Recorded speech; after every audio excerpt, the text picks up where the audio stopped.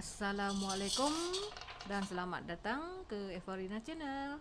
Jom saya bawa tuan-tuan, kawan-kawan semua lihat sekitar pemasangan pagar.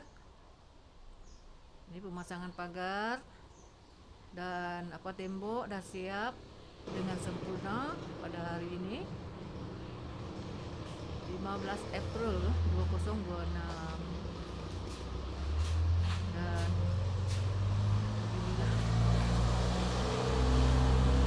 kejadian atau hasil akhir ya.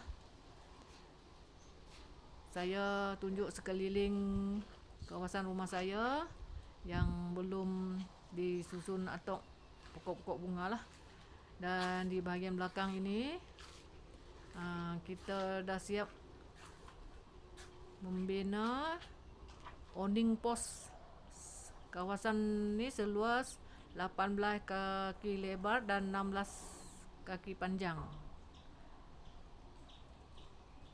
Ni pos untuk bahagian belakang bersambung dengan dapur dapur basah.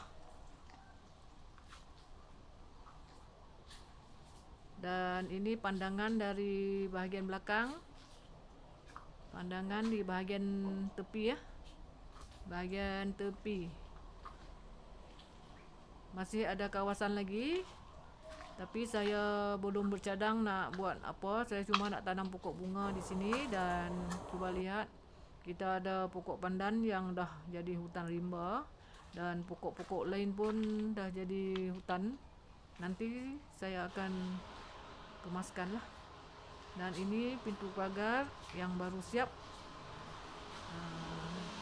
agak simple. Dan ini dapur basah yang kita baru siap ubah suai. Dan dapur kering yang sedia ada lah. Dan kawasan dapur basah ni adalah simple jugalah. Saya taklah buat sampai nampak mewah. Kita cuma boleh tempatkan di ruang